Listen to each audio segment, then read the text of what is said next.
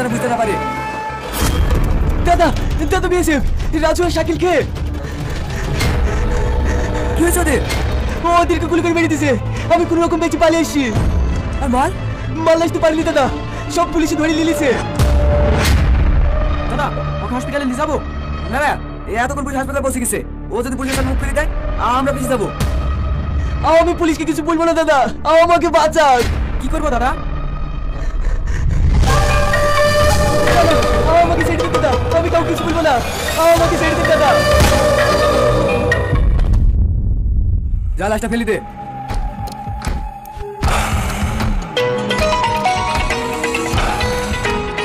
Hello বাবু। হ্যাঁ মা। বাপ তুই কোথায় আছিস? বাজারের দিকে আছি। কেন কিছু বলছো নাকি মা? হ্যাঁ মধু, তুই তাড়াতাড়ি বাড়ি আয়। সুপ্রিয় দর্শকবৃন্দ, আপনাদেরকে জানাচ্ছি গরিবের ইউটিউব টিভি থেকে লাল গোলাপের শুভেচ্ছা। আপনারা ইতিমধ্যেই দেখে ফেলেছেন ভাড়া করা বয়ফ্রেন্ডের পার্ট 2।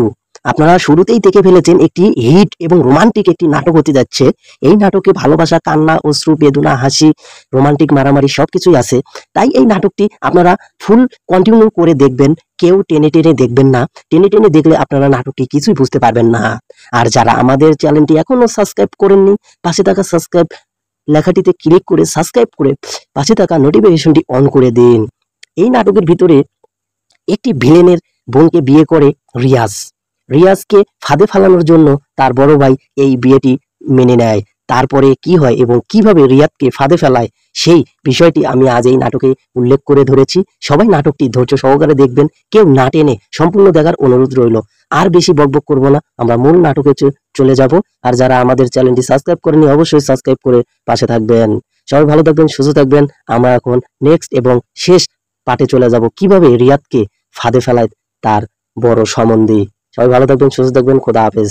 আর নাটকটি ভালো লাগলে অবশ্যই কমেন্টে জানিয়ে দিবেন আপনাদের মতামত। সেখানে এই তো তোর বোন আমাদেরকে কিছু না বলে বিয়ে করে ফেলেছে। এসব কি শুনছেন আমিষা? সব সত্যি? হ্যাঁ ভাই, আমরা দুজনকে খুব ভালোবাসি। তুমি মেনে নিবে না বলে আমরা পালিয়ে বিয়ে করে ফেলেছি। পালিয়ে বিয়ে করার কি আছে? আমাকে বললেই পারতি। তুই আমার একমাত্র বোন, ছোটবেলা থেকে তোর কোনো জিনিসের অনুভূতি দিইনি। যা তো ভাই, আমি এই বিয়ে মানবো না। আমি তাদের ধুমধাম করে বিয়ে দেবো। ভাই সালাম কবিরাজের একমাত্র পুত্র মোহাম্মদ রিয়াজ কবিরাজের সঙ্গে মইদুল মন্ডলের একমাত্র কন্যা মোসাম্মদ রামিশা খাতুন ৫,০০০ টাকা দেনমোহরের পরিবর্তে তোমাকে বিয়ে করতে রাজি। তুমি কি কবুল? কবুল। আরেকবার বলো বা। কবুল। আরেকবার বলো। কবুল। ভাই ফোন এসছি। কে ফোন করেছে? সেলিম ভাই। हाँ भाई बोलिए। हमारा माल किधर से है? माल बॉर्डर में पकड़ लिया भाई, हम नहीं ला पाया। मरने कुछ ना पता, तो जितनी जल्दी होवे मेरा माल बेच। अभी पुलिस का बहुत चपा-चपी है, माल नहीं पड़ सकते। चुप बैठ ले, जल्दी से जल्दी मेरा माल बेच या तो पिसा। आप हम लोग को थोड़ा समय दीजिए भाई। माल है, तो उसके बाद का सोच। ठीक है भाई।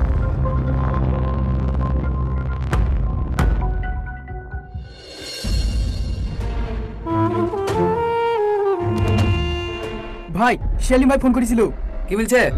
আপনাকে দেওয়া টাইম পেরিয়ে গেছে, তাই যত তাড়াতাড়ি সম্ভব মাল পাঠিয়ে দিতে বললো। পাঠাবো? কিভাবে পাঠাবেন ভাই? আমাদের প্রায় সব লোককে তো পুলিশে চিনে ফেলিছে। নতুন লোক পাবেন কোথায়? হ্যাঁ আমার সব ঠিক করা হয়ে গেছে, তোরা মাল রেডি কর।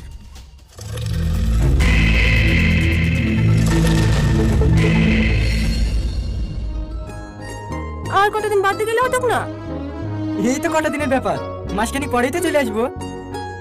এখন কিন্তু আমি একা না, আরেকজন তোমার অপেক্ষা থাকবে। তুমি একটু নিজের খেয়াল রেখো আর সময় মতো খাওয়া দাওয়া করো। জামাই। হ্যাঁ মা। হ্যালো বাপ, হাতে কিছু খাবার আছে, রাস্তা যেতে যেতে খায়ো। ঠিক আছে মা। পরিয়াস তাড়াতাড়ি আসো। আসছি ভাই।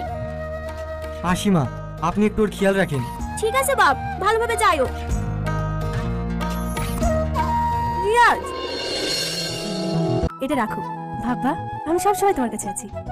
পাগলি একটা। আসছি।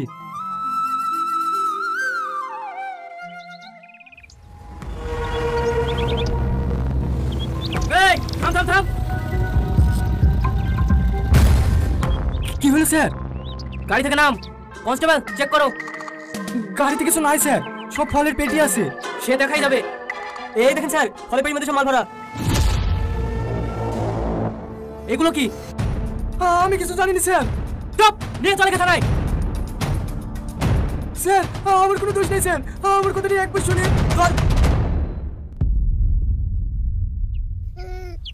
ওলে লে লে লে লে, কাঁদে না শোনা, কাঁদে না। এই দেখো, এই যে লেখালে করো। সুপ্রিয় দর্শক বিন্দু, আপনাদেরকে জানাচ্ছি গরিবের ইউটিউব টিভি থেকে লাল গোলাপের শুভেচ্ছা। আপনারা ইতিমধ্যেই দেখে ফেলেছেন বিবাহ নাটকের পার্ট 2 কিছু অ্যাকশন। আপনারা ফুল অ্যাকশন দেখার জন্য অবশ্যই আমার ভিডিওটি কন্টিনিউ করবেন। আমার এই ভিডিওতে ফুল নাটকটি দেওয়া আছে, আপনারা ধৈর্য সহকারে দেখবেন। এই নাটকের ভিতরে হাসি, কান্না, ভালোবাসা, বেদনা, সুখ, দুঃখ, মারামারি সবকিছুই পেয়ে যাবেন। নাটকটি একটি রোমাঞ্চক নাটক, ঠিক আছে? তাই এই নাটকটি আপনারা ধৈর্য সহকারে দেখবেন। একটি ছেলে একটি মেয়ের ভালোবাসা কিভাবে জোড়া লাগে এবং কিভাবে ধ্বংস হয়ে যায়। ধ্বংস হওয়ার পরে মেয়েটি আদৌ কি একটি বুড়া বেড়াকে বিয়ে করতে চায়, না সে পুরাতন টনিকেই বিয়ে করতে চায়। যদি দেখতে চান এই কাহিনীটি, তাহলে আপনাদের পুরো নাটকটি দেখতে হবে। তাই এই নাটকটি আপনারা সম্পূর্ণ দেখলেই বুঝতে পারবেন যে আদৌ কি রীতি তার টনিকে কি ফিরে পায়। তাই আর বেশি কথা বলবো না, আমরা মূল নাটকে চলে যাব। আর সবাই আমাদের গরিবের ইউটিউব টিভি চ্যানেলটি সাবস্ক্রাইব করে পাশে থাকবেন। আর ভিডিওটি কেমন হয়েছে অবশ্যই কমেন্টে জানিয়ে দেবেন। সবাই ভালো থাকবেন, সুস্থ থাকবেন। আর বেশি কথা বলবো না, আমরা এখন মূল নাটকে চলে যাব। আপনি এই ছবি কোথায় পেলেন? এটা আমার স্ত্রীর ছবি। আপনি সালমার আব্বা? সালমা, সালমা, টনি তুমি কি করতে এসেছো বাড়িতে? বলে একবার আমাদের লাভকে দুঃখ কষ্ট দিয়ে শান্তি হয়নি, আবার কি করতে এসেছো এই বাড়িতে? দাঁড়াও নানি, সব বলছি। চাচা, রিয়াজ, আমার জীবন কি করতে এসেছো এই বাড়িতে? আমার মেয়ের জীবনটা নষ্ট করে দিতে শান্তি হয়নি। বেড়া এই বাড়ি থেকে, বেড়া। মা থামো। থামালি কেন? ও গ্যাস বেরিয়ে ফেলবো। তোর লেগে আমার মেয়ে মরেছে। এটা কে নানি?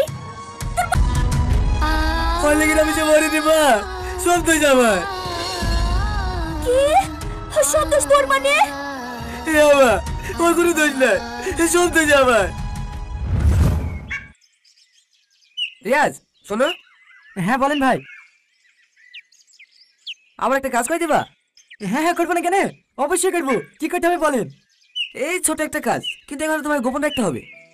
হ্যাঁ হ্যাঁ ঠিক আছে, কোনো সমস্যা নাই। কি কাজ বলেন? আমার একটা মাল তোমাকে দিল্লি নিয়ে যেতে হবে, কিন্তু বাড়ি থেকে জিজ্ঞেস করলে বলবা তুমি তোমার কাছে বিদেশে যাইছো। ঠিক আছে ভাই, আপনার লেগে আমি আমার ভালোবাসার মানুষটাকে পেয়েছি।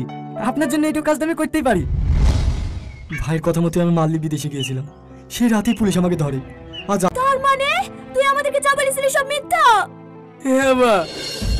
এই জানোয়ার, তুই পারলি তোর নিজের জাতের লেগে পুরো জীবনটা নষ্ট করে দিতে। মা, আমাকে ক্ষমা করে দাও। আমি কোনোদিন ভাবি না এরকম হয়ে যাবে। আমি তো শুধু রিয়াজকে রামিজার জীবন থেকে জড়াতে চাইছিলাম, কিন্তু আমার অন্যের সাথে যে আমার বোন পাবে এটা আমি কল্পনা করতে পারিনি।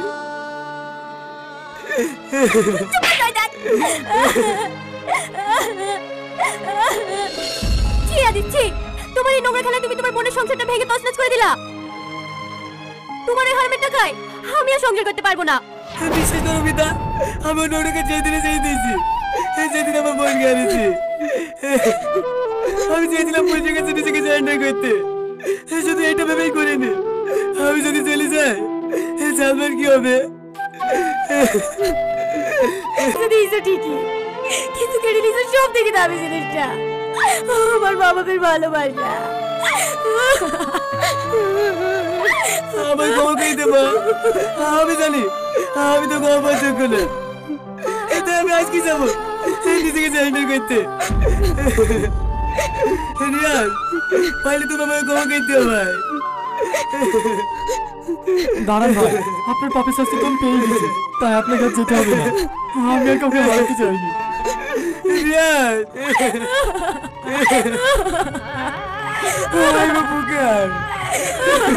টনি, টনি কোথায় গেল?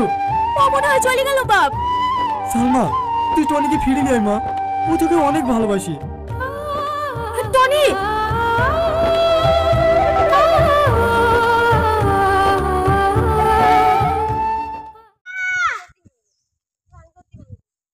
বুড়ি